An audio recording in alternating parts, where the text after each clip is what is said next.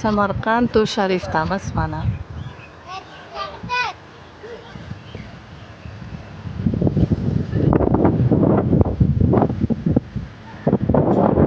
Buyuk minoralari kabi daraxtlari ham mana o'z buyukligini ko'rsatib turibdi. Baland qaddi qomatlari bilan bu minoralar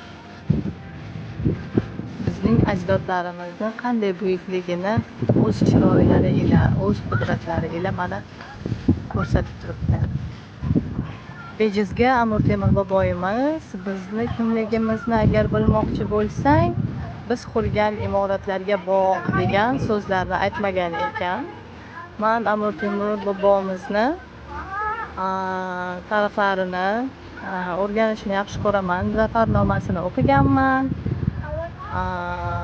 Amir Temur bobomizning davlatlarni qanday bosib olish yo'llari va o'z yurtlariga bo'lgan mehr muhabbatlari va boboyimiz Samarqandga juda ham katta mehr berganlar.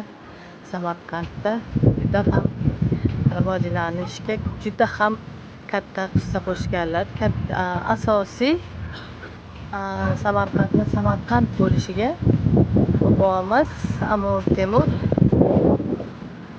Amir Temur Sohibqiron Amir Temur bobomiz hissa qo'shganlar.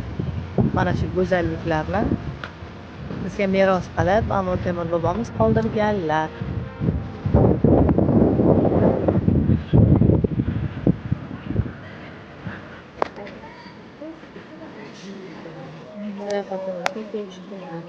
Yo'q, 4-kun ekan.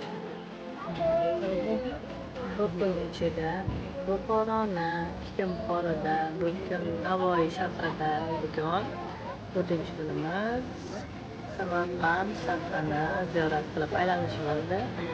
O'rtada Al-Buxoriy bobomizni manzoram qilgan joylarni ham ziyorat qildik.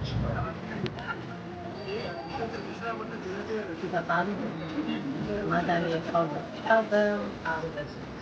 Qalbimizda ham sokin va orom topdi. Mayli dam oldim.